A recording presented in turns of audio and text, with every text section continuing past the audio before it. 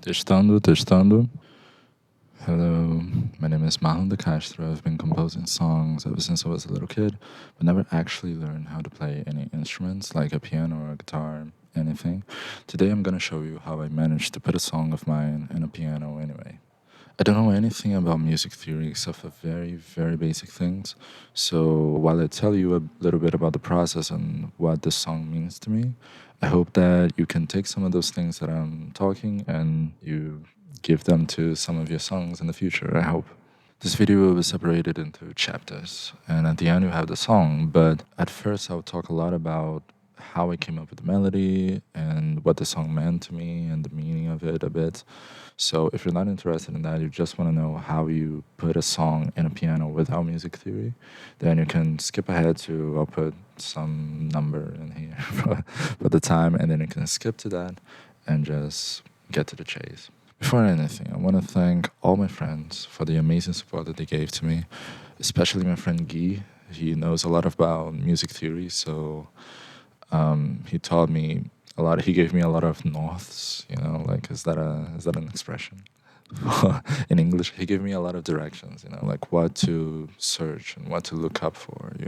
So he was very helpful. So thanks a lot for him. This video will also have subtitles in English and in Brazilian Portuguese because my English is terrible and my Portuguese is a bit worse.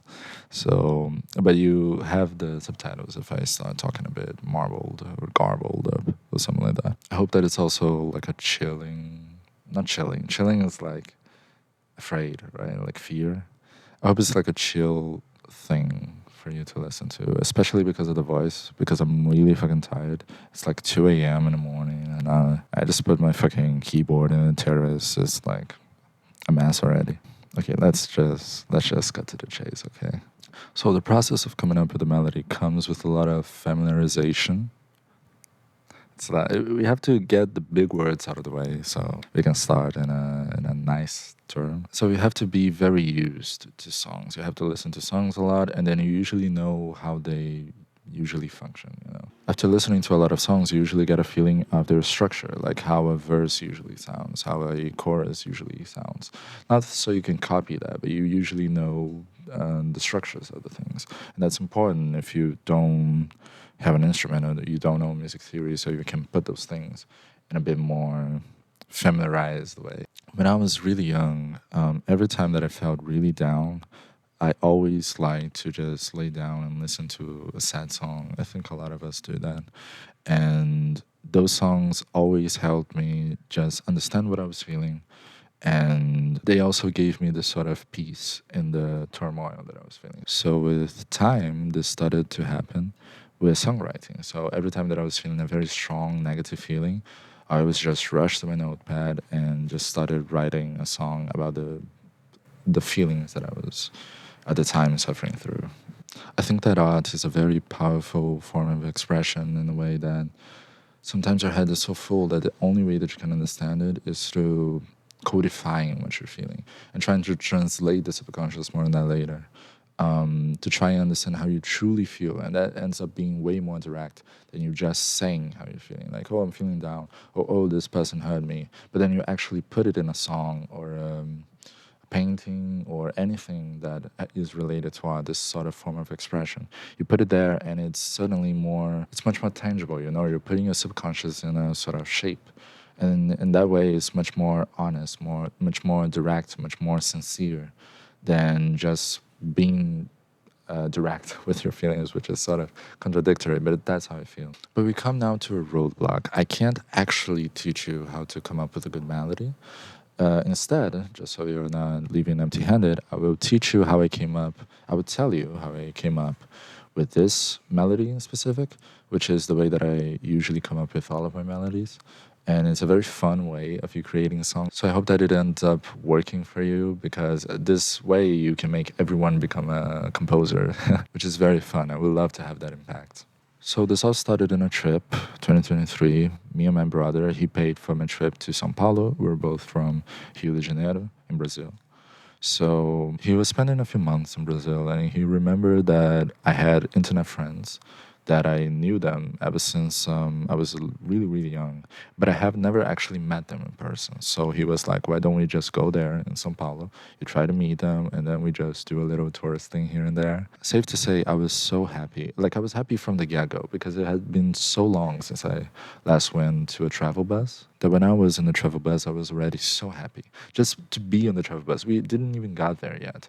And there were these travel centers in Brazil. We have in this region of Brazil that I live in. We have these travel centers that are just fucking amazing. They're so fucking expensive to buy anything, but I just love them. And I love them because I'm usually having the time of my life every time I get there. So you see, I was so happy that even before we got there, I was already like ecstatic, you know. So during the trip, I was so happy that my brother was doing that to me that I decided to write a song for him and my sister also, and to just thank them for being in my life and for being such angels and for being so kind to a person who really didn't deserve half of it. I was walking around with him in the city at night, and then I suddenly came up with a phrase, and that phrase was this sort of it carried a lot of meaning of what I wanted to say, so I immediately identified as, okay, this fits in a song. So the next step was to find a melody to it, and I did that by just repeating the words of the phrase over and over, but in a slightly different way. So you're always trying to find a melody for the phrase that you're singing.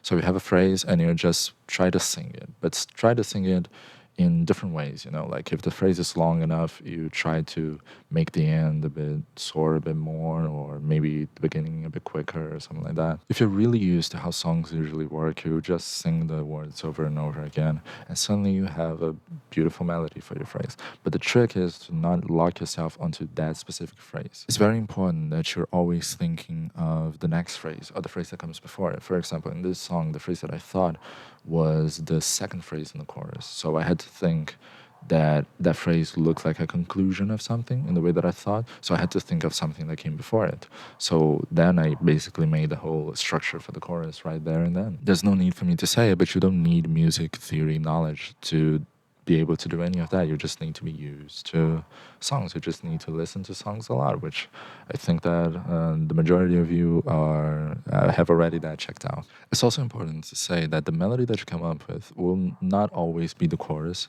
Like in my case, it will sometimes be the verse. Sometimes you have the idea for a pre-chorus. Like sometimes you have the idea only for the post-chorus. Like I had this idea for a post-chorus in one of my songs, and it's a really good post chorus. But to this day, I don't know how any of the rest of the song goes. I just have that post chorus. I don't know the chorus. I just know that the post chorus is like that, and that's fun, right? But the next step is that you need to find the melody for the other part. So you had the idea first for the chorus, for example. Now you need to know the melody for the verse or the post chorus or the bridge, and you build the song like that. So I got a bit lucky in this song. So the melody for the chorus, I ended up liking it so much that I copied into the verse. I just slightly altered it. You can see it later when you listen to it. And I just got lucky that I was able to do that, because sometimes you just can't. You just have to find something else. But it's not that complicated either. There's no trick to find the next part. Like you already have a segment of the song, you're trying to find the next one. There's no tricks for that. You usually just listen to the song. You pretend that you're listening to the song that someone is playing instead of it's playing in your head, and you pretend that you're listening to it and you're paying attention. Okay, the chorus just ended, or whatever the segment that you created. Okay, what happens next? And then you try to imagine that, and it's a fun little exercise. And you trust that your intuition usually works way better than you think, because it comes naturally, the other parts, if you already came up with something else. So it's really, actually really fun. So about the lyrics, even though I talked a lot about melody right now, I always try to come up with the lyrics at the same time as the melody. As I said, I came up with a phrase and started singing. But when you start to figure out the other parts, it's always nice that you're always trying to find the lyrics for those other parts, because that makes you way more attached to those other parts instead of them just being a melody. If you come up with just the melody and not the lyrics in some random moment, it's completely fine. You just record it and try to figure out the lyrics later. But the biggest benefit of coming up with the lyrics as you're coming up with the melody is that sometimes the melody only goes to a certain place because you put a phrase there that has to sound in a different way. Or you were writing and suddenly a phrase just caught your attention, and then you just need it to be a bit longer, and that's the reason why the melody just goes for a bit longer in this specific section. Anyway, it's just the lyrics always help you know exactly where the melody is. They're always like giving you the norths or the. I'll never live this through. They're always giving you the directions to where the melody needs to go because it's more in line with what you really want to say. The only way you learn to write better songs is to just write more and just try and listen to more people that you think that write really well. But for some people, they have this sort of division, you know, they either have to find some words that match the melody perfectly, or they need to find the words, the exact words that they want to say, and it can be both sometimes. And at the latter, they kind of ignore a bit the melody, or if it rhymes or something like this, just to go to what they actually want to say. So for first draft, it's perfectly fine if you want to have like a scrambled egg situation, like Paul McCartney scrambled eggs. Like Yesterday from the Beatles used to be scrambled eggs, like oh scrambled eggs. Oh my darling, how I love you, like something like that. Like it's perfectly fine if you want to do just placeholder sort of lyrics, just so you can have something tangible later on for you to work with. But the problem is that like screenwriters used to say that a lot. Like you can't just name your character in the first draft of the script because that will be the name that he'll have for the rest of life. Like you can't just put his name as character. Like that will be character when the movie is released because you get so used and so attached to the lyrics and to the name and for everything that you do in the first draft. So it's better if you at least try to have something concrete. It doesn't need to be the final draft in the first draft. It's just something a bit more concrete so you don't get used to scrambled eggs, for example. Since writing was always a very strong form of expression to me, I end up translating my subconscious so well that my lyrics tend to have a bit of a broken English here and there, like this video, for example. Or they tend to use a bit of a weird metaphor from time to time. And that is perfectly fine because when you find a melody and you're trying to find words for that and you're immediately trying to translate what your subconscious is telling you, then the end result ends up being something that matches the melody and also means what you want to mean, truly want to mean, truly want to say. And it's so direct, as I said before, with what you really want to say that sometimes you get yourself asking like, what is going on here? Like think of it this way. You're talking to a psychologist and you start describing how you're feeling and suddenly you say something like, oh, I feel like a turtle that is like that has to walk all the way from the beach to the sea to reach my whatever, the water. You know, it's like a cheap analogy, but hear me out here. Then a psychologist comes and try to ask you, or they try to figure out for themselves, why did you use those specific words to describe what you were feeling? And then if you're doing songs trying to translate your subconscious, you're always getting those weird metaphors and those things said in a slightly different way. And you always say things that later you ask yourself, like, wait, why did I describe it like that? Why did I describe the way that I was feeling like that? And that is such a fun little experiment for you to actually understand how you are feeling. I'll talk a bit more about the lyrics in the next section. However, this video is probably going to be very long already, and I don't want to take more of your time. So if you want to know the meaning of the lyrics and talk about the song in more detail, I will be putting in the description the link for my site where I will put the full script of the video as well as some extras like the meaning of the lyrics. The full lyrics will be there as well, and all the cut parts from the video will be there as well. So my site is free. You don't need an account to read anything. It's just like a WordPress page. It's like a blog. I use it as like a personal diary of mine. So if you just don't read anything else that's in there, I'll be really glad. But anyway, let's go forward with the video, shall we? Actually, to go forward, we need to go back a bit. So as I said, I wanted to write a song to my siblings about how much I love them. But as I was writing, I noticed that the love that I was trying to describe that I had for them, it could be comparable to the love that I felt with the people all around me that meant a lot to me, that I had in my heart. So the more that I wrote the song, the more I started to notice that it was actually aimed to everyone I loved. And then at the end, it was aimed for a specific person, but then we talk about her later. But anyway, do you remember at the beginning of the video when I said that every time that I felt a very strong and negative feeling, I had to write a song about it. Well, that's the thing. I wasn't very used on writing songs about happy feelings or happy moments of mine because I just didn't know how to express myself in that way, in a happy way through my art. I just didn't know how to do it yet. So when I was 17, my mom passed away due to complications from a breast cancer that she got a few years prior. Losing her was a big shot because we were very, very, very close, and she was my entire world. So while I was growing up without her, I ended up always having this feeling that went in the back of my head that everyone that I loved would eventually leave me. You kind of start things already thinking about how they're going to end, it's inevitable. But one of the biggest fears in my life was always that I would die, and I didn't make it clear enough to the people that I loved them. I feared of making people doubt how much I loved them because I didn't show it well enough, or because I was just too depressed or angry, and I am a very difficult person to deal with in those times. So the song is just about that. It's just a way for me to talk to the people that I love and tell them how much I love them in a slightly morbid way, but with a lot of heart. So the first verse, the second verse, the first pre-chorus, and the first chorus were all written on 2023. It wasn't in the same day, of course, as I said, but it was all written after that first initial trip. So as I usually do, I just write the songs that I have in blocks. So sometimes I just want to write the chorus and the verse in that moment because I just feel like that's as far as I'll go with that song. And then I'll just let it marinate in my head a bit until I am confident that I know what the song needs. Like at that moment in time, I didn't know if the song had a bridge. I didn't know if the song had a post chorus. I didn't know anything about the rest of the song. I was just confident that when I got older, I would be wiser and I would know those things. So this year, 2026, I went back to Sao Paulo, this time alone. I went there to meet my friends and see how they were doing, but if I have to be honest, I went there to see about a girl. Me and her, we spent a lot of time together. I always say to everyone that those were the best days of my life. She was everything to me and we connected pretty well. I loved her a lot. But then a few days after the trip, we had an argument, which was basically just me arguing and her trying to fix things. It was our first and only argument, but she saw that and decided that that was enough for her. She didn't need that at that moment. And because of how mean I was to her on that day, she decided that just was too much for her to bear at that moment, and she gave up on that feeling. So I was very depressed for a long time.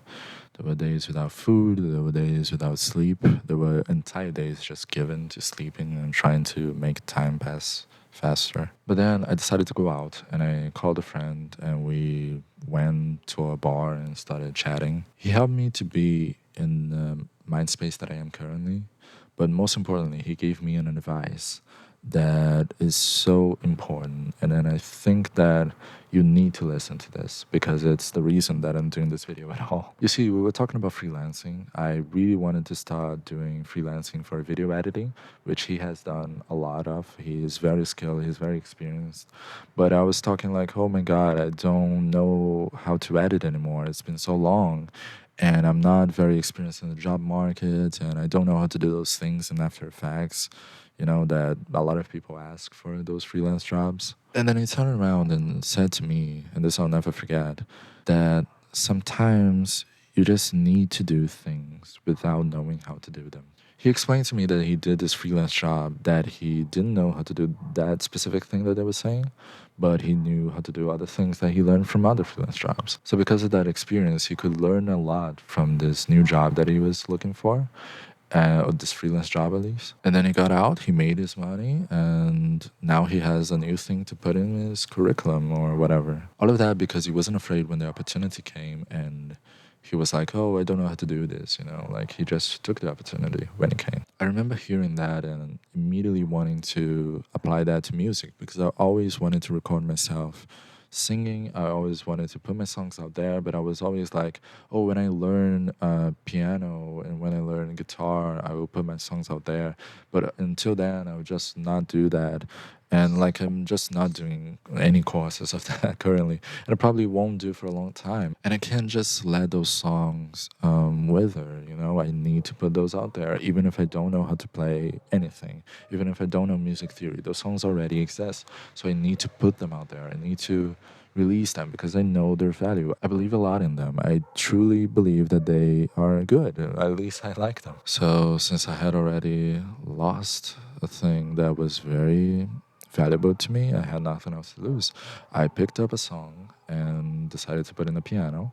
And the reason why I chose this song was also because of her. She was always someone that brought the best out of me. I always think of her when I want to be a determined person and when I want to feel like I am a strong person. She was very strong, so I look after her a lot. I look up to her. I look up to her a lot. So because of that, the rest of the song that was finished in 2026 is mostly directed towards her. Because if I was ever afraid that a person like her that did so much good in my life didn't know how much I love them, nothing better than the song to to try and put that case to rest. Working on the song for the past weeks actually did a lot of good for me. It was basically the only reason why I got up in the morning. I would just sit in the piano in front of the piano.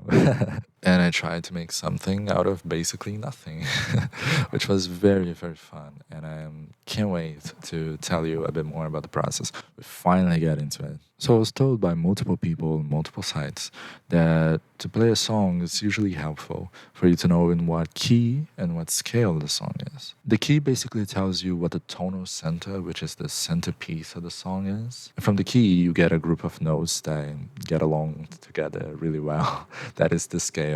And from that scale, you get a group of chords that get along together really well. Those are the diatonic chords. So from what I understand at least, and I'm not music theory scholar or anything yet. But if the song is in E minor, for example, in the key of E minor, that means that E minor is sort of the home of the song, tonally at least. So if you play the chord of E minor, let's pretend that this thing is turned on. So you'll always get that sense that you're either at the start of the journey or at the end of the journey. You always get this sort of resolution. It's always the place that the song is trying to reach, you know. It's always the place, well, not always, and that's like complicated, but we're not getting into that. But yeah, the key of the song is supposed to be this chord that the song seems to always try to reach, you know. It's always very comfortable when you get to that moment. It's always like a sort of resolution for the journey that you're going through with the chords. So that means that if the song is in the key of E minor, you get the scale of E minor, which are the notes that usually come along together really well, and the diatonic chords, which are the chords. Did I say chords before, or did I say notes? The scale is notes. The diatonic chords are chords. So that's, listen, I'm really new to this. But anyway, this is the first roadblock of a journey, actually, because how do you manage to find the key of a song that is playing only in your head without you knowing anything on music theory? Well, I first tried the easy way out. I just recorded myself singing the song, the lyrics, and I just put it in these sort of programs and apps and softwares that tried to tell you in what key you were singing. The problem was that not only they said a lot of different chords, but none of those were the chords that I was actually listening to in my head. Because it's important that you have the melody playing along with the lyrics in the back of your head as you're trying to figure this out. Because you're supposed to find the key, which is this chord that the key is not a chord, but anyway. But it's this chord that always feels like a home, you know? And that's the funny part. You don't need to actually find the whole chord. Because sometimes the chord is like E major, flat, blah, blah, blah, blah, blue. You don't need to find that whole thing yet. You just need to find the note that it's been playing. And you don't need to find any note either, more on that later. So one side was saying that it was G minor, the other said it was F sharp minor. And then I recorded and gave the recording of me singing the lyrics to both of my friends who knew music theory. And they said D minor and B minor, I think. Again, if you only have your voice, it's really hard to know in what key you're singing, even for people who have very well trained ears, and even for softwares who are supposed to get that close, you know. So remember when I said that you don't need to find the whole chord, you just need to find the note? And you remember how I said that the key is always that chord? The key is not a chord, but anyway. It's always that chord that you feel like it's a home, like it's a thing that sometimes gets repeated a lot. It's always in the end of phrases sometimes. It's always sometimes. So one of the easiest ways for you to find the key of the song is that you need to find the moments on the song where there's always a chord being played, and that chord feels like the home. It feels like you did all that journey and then you're resting, I'm sorry, resting in that moment, and that chord is the tonal center. Usually it's the key. I was lucky that the structure of the song is so simple that the first chord of the verse and the chorus is the key. The key is not a chord, but anyway. And the end of the phrase also ends with that same chord.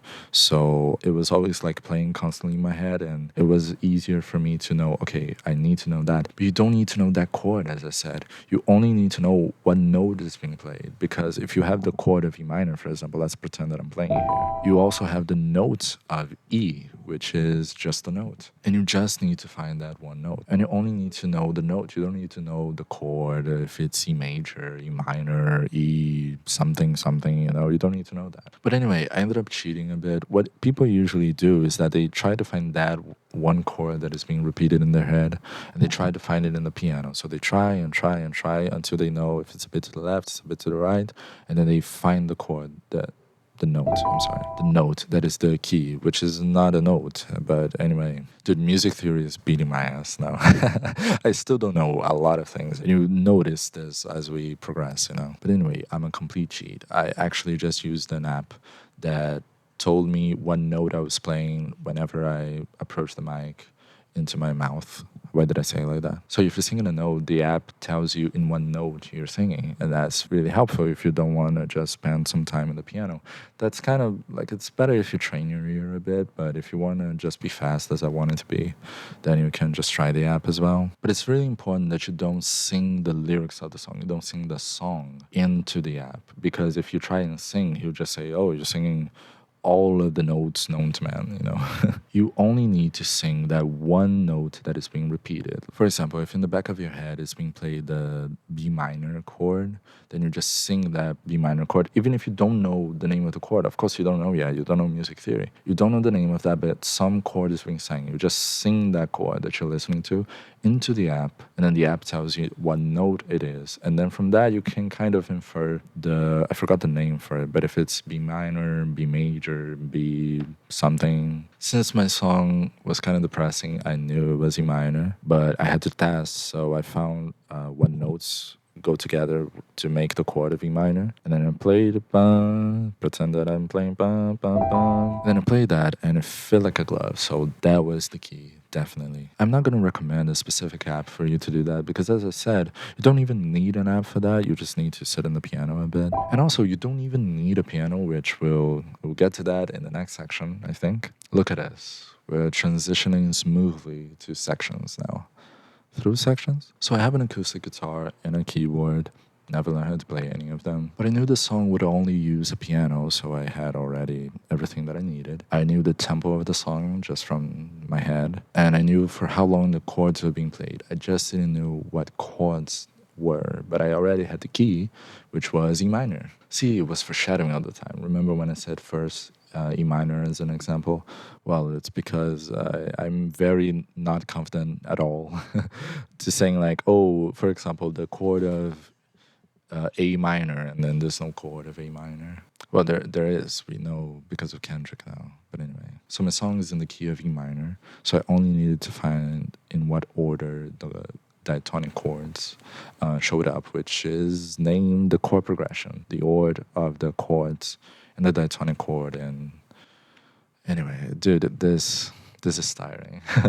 But something that would be even more tiring would be for me to just sit and spend the whole afternoon just being like, okay, the song starts with this chord. Okay, let me try B minor after. And then I search how to do the B minor chord, and then I put my fingers there and play it, and I'm like, no, that's not it. And then I just search for the next chord and the diatonic chords, and then I play A minor or whatever, and then I play it, and it's like, no, not that. That would just take a lot of time, and I was trying to see the optimal way for me to do that.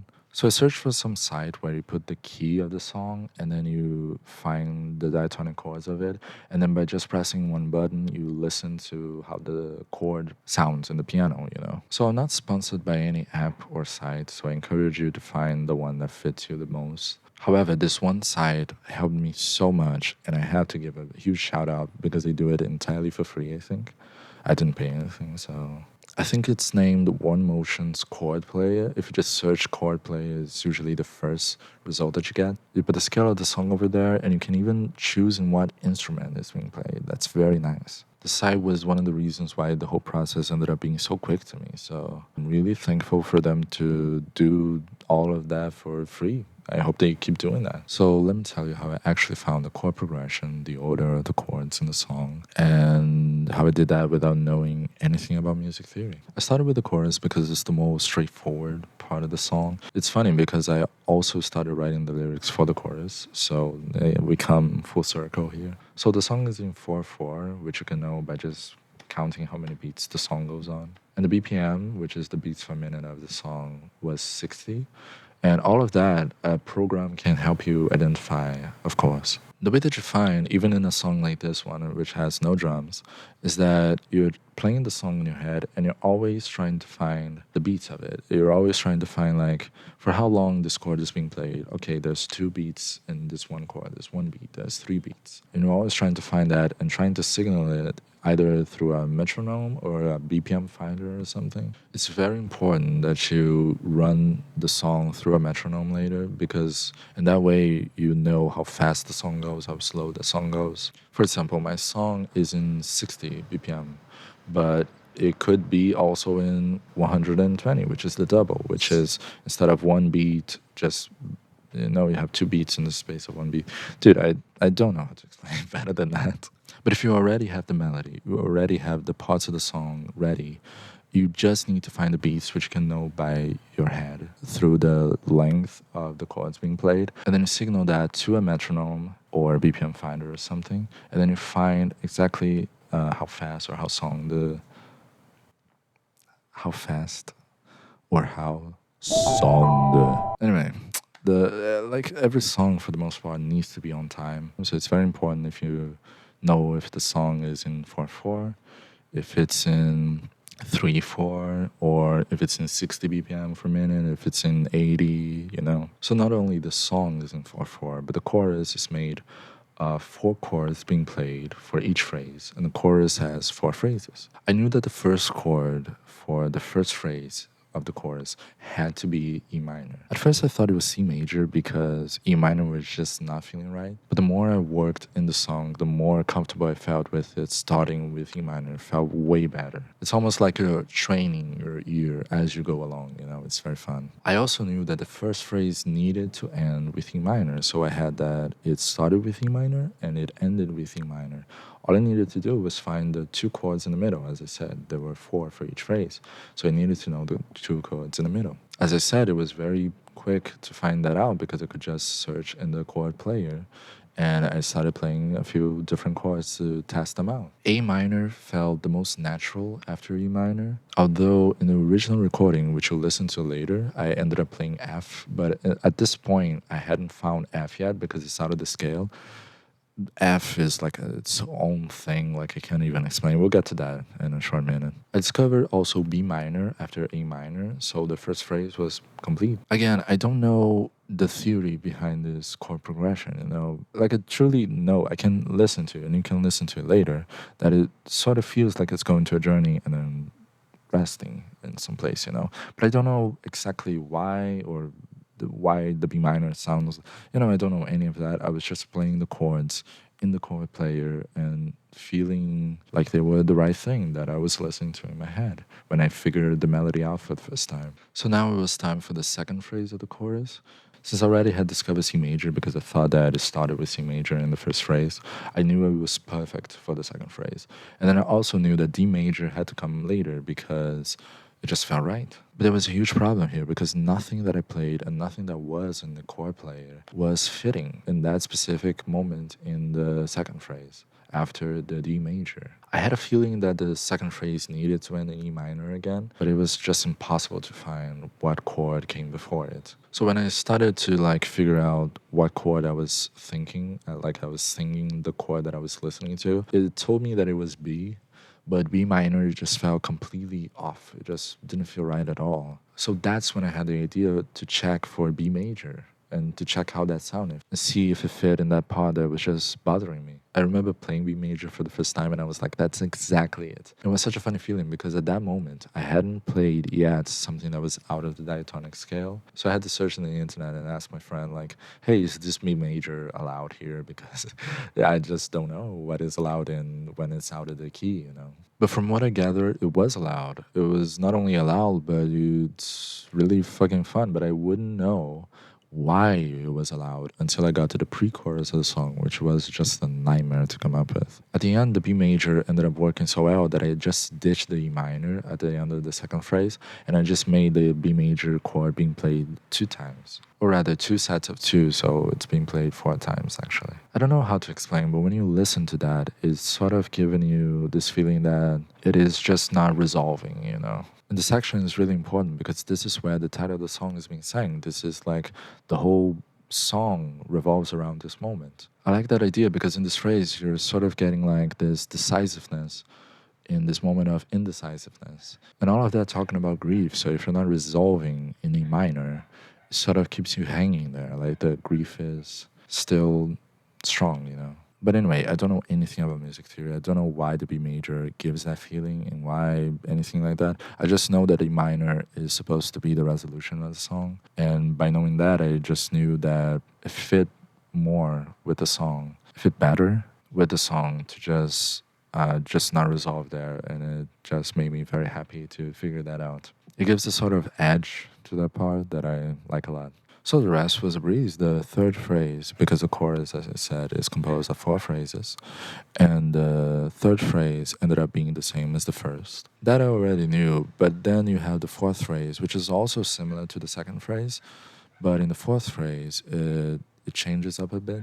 You go from C major to B major, and then you end with the E minor chord played 3 times. I knew this part had to be different, but the only chord that felt right was once again B major, coming in clutch once again. So the chorus ended up being like this: E minor, A minor, which became F later, B minor, E minor, C major, D major, B major, B major, E minor, A minor, which became F later, B minor, E minor, C major, B major, E minor, and E minor one time. The verse had to be the next part to go because it's so similar to the chorus. I felt that because of that it would be easier to get, and it really was. And this was the moment that I discovered the F major chord. We finally got here. So remember that I said that I was playing the chords in the chord player?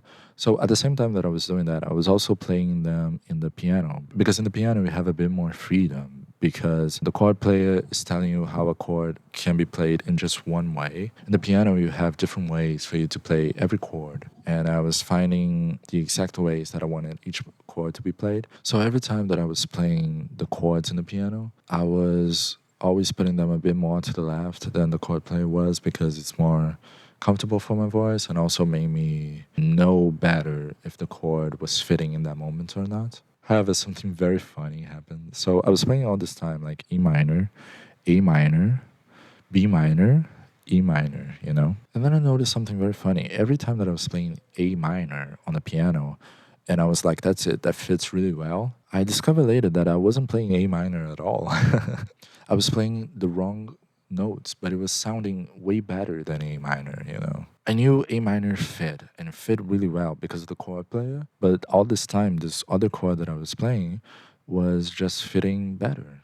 That's the funny part. I was playing something that I didn't even know the name, but it fit really well. It sounded really good. And then I searched for, okay, what this chord is, and then I searched for the notes that I was playing, and lo and behold, it was F major. Finally, we got there. The original notes for the song, I wrote that F major is only played in the verse, And my idea was just to spice things up, to just make it a little bit more different. However, in the original recording, I ended up just playing F major because it just sounded really good.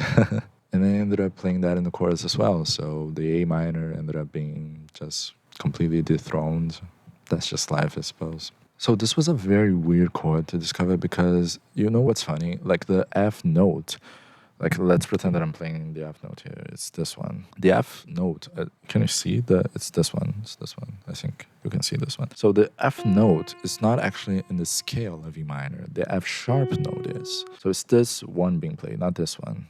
So the sort of happy accident is why it's very helpful for you to have an actual instrument, not only depend on a chord player, because sometimes you just find something that you can't even explain. Like to this day, I don't know why the F major is allowed. I don't know. So the verse ended up being very similar to the chorus. You had E minor, then F major, then B minor, and then E minor again for the first phrase. The only different thing is that since I had the idea for the melody in 2023, I had a different idea for the B minor in the section. It was sort of this altercation between the bass note, which had to be a different note, and the chord of B minor, which I didn't know the name yet. And they all fit in the same like space. It's like a beat, I think. Like it all fit in the same beat.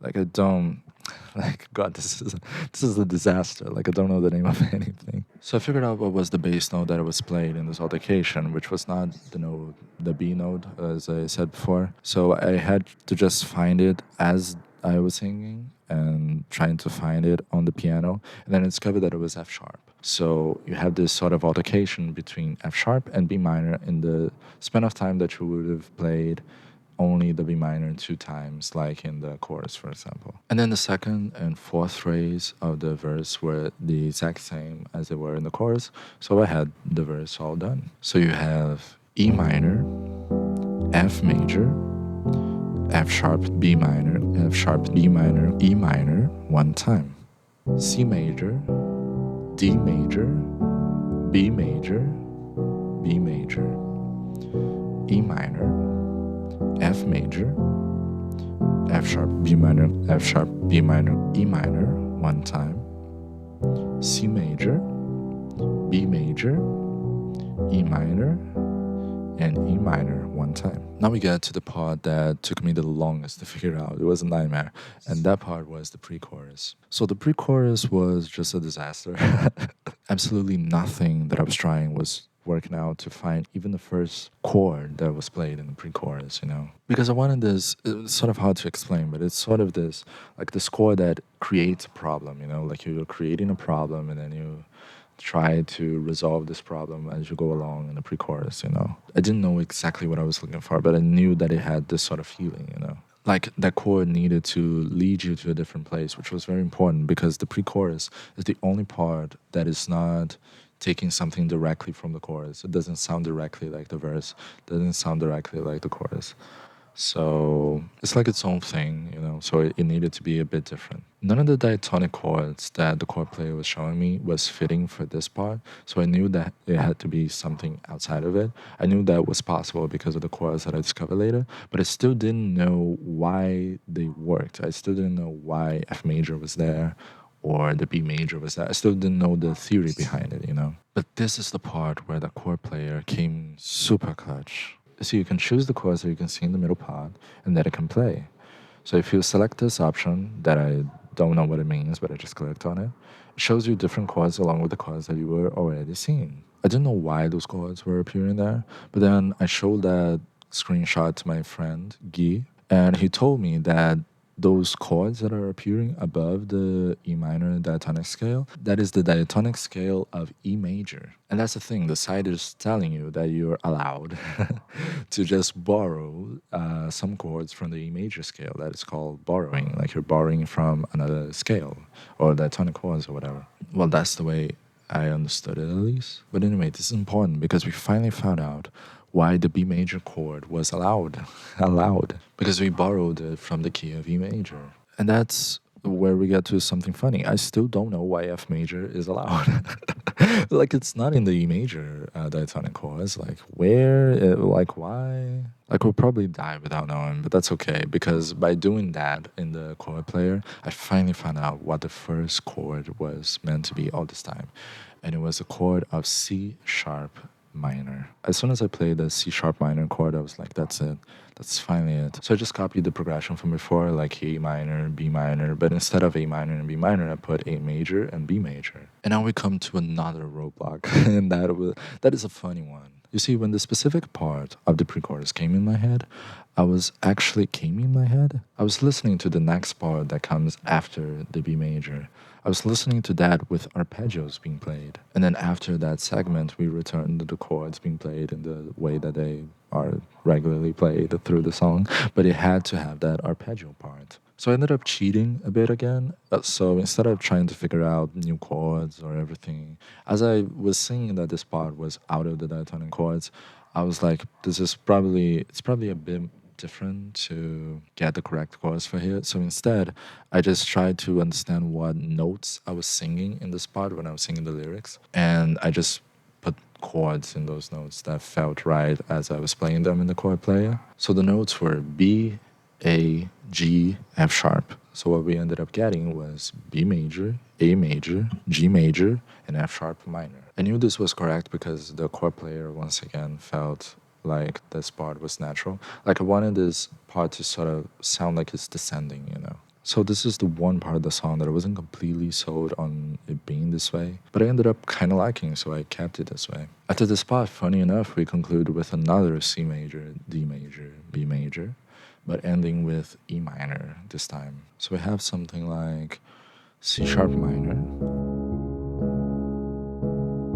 A major, B major, B major, A major, G major, F sharp minor, C major, D major, B major,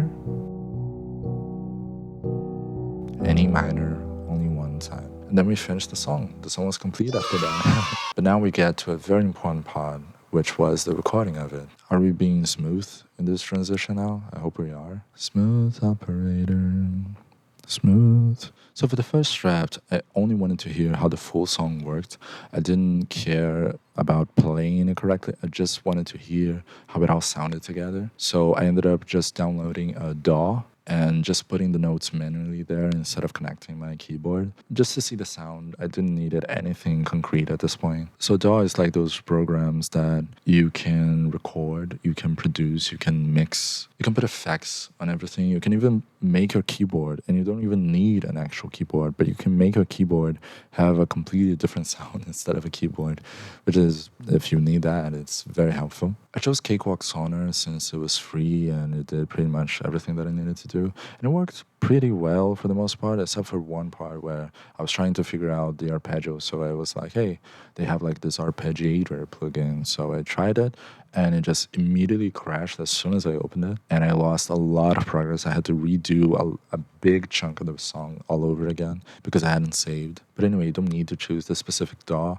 You just need to choose the DAW that you find the most comfortable with. And you have to remember to always save as well. Like that's really important. So initially the chords were being played very quickly. Like it was just like for at least half the beat, I think. But the song was feeling kind of a bit stiff, like a bit too still. So I decided to put the duration of the chorus to be the whole beat. So in that way, the song felt like it was naturally progressing from one place to another. So speaking of sense of movement, I figured out this specific rhythm for the bass note that I remember learning from a music lesson that I took a few years ago. So I have this keyboard ever since I was like 14, I think. I never finished any of the courses, but I learned a few from some lessons that I took here and there. And that lesson was about rhythm. So it basically told me that if you play the bass chord or the bass note, a bit before the next chord, you create this sort of movement, this sort of like anticipation for the next part, which is all the song was needing at the moment. You can do it better if you have like a good sense of rhythm and good coordination with your hands. I just can't play that with I just can't play that with like both hands at the same time. I get really lost and confused. So I had to play one and then play the other. Yeah, I'm just a failure at this aspect. But anyway, you need to be on beat for that to work, which was our next problem. When I first recorded this song, now with the keyboard plugged in, it was so offbeat. That was hilarious, actually.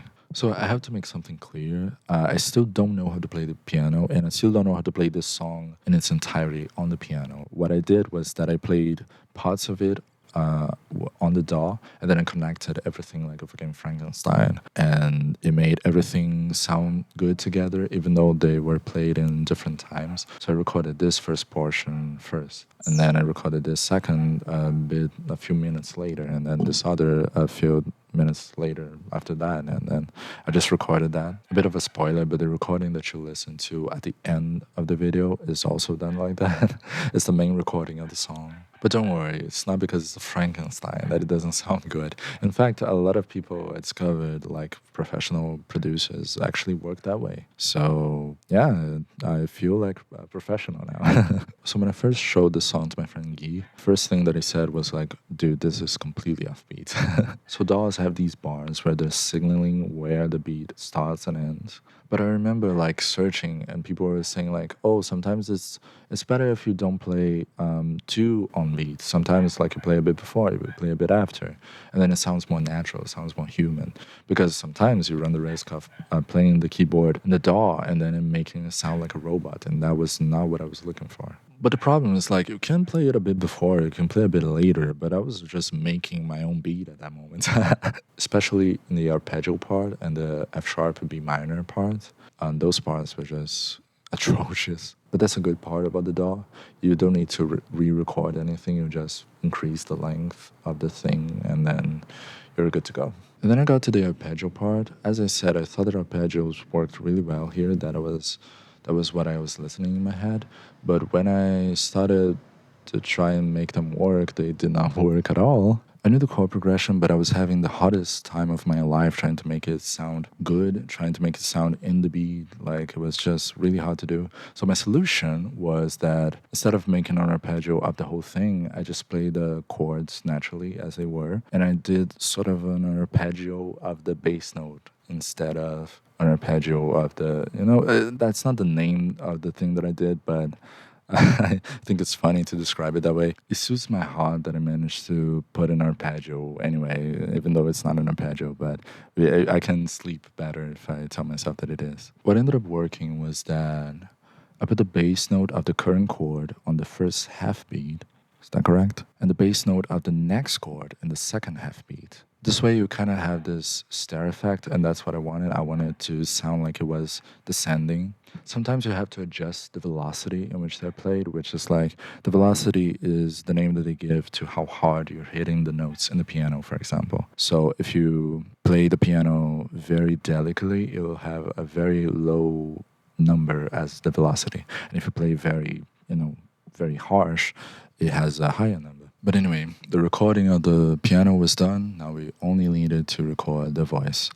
And my God, I recorded my voice after a lot of takes. It was quite hard to be satisfied with the recording of my voice because not only because I just don't know how to sing, I never took any lessons. The piano, at least I know a few things, But I was also very depressed, and when I get depressed, sometimes I just hate my voice.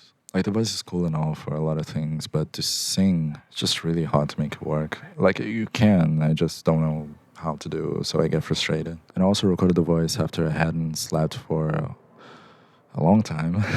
So it was really hard to get a good take. The song was also like sang slices a bit, just a bit. But anyway, the song's ready.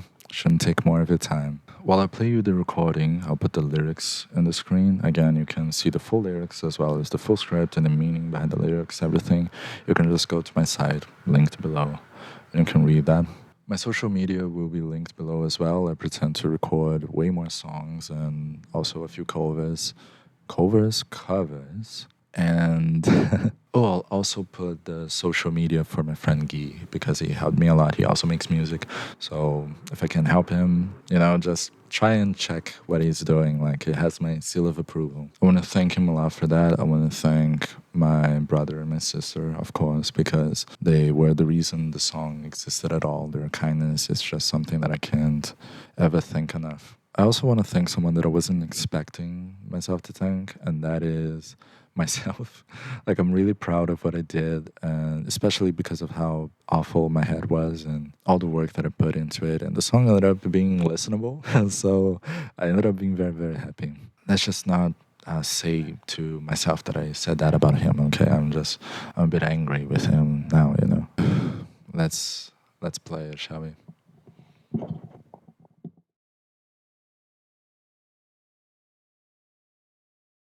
Something hard to leave my head tonight. After all these years, I found a rhyme. Love lost and loveless.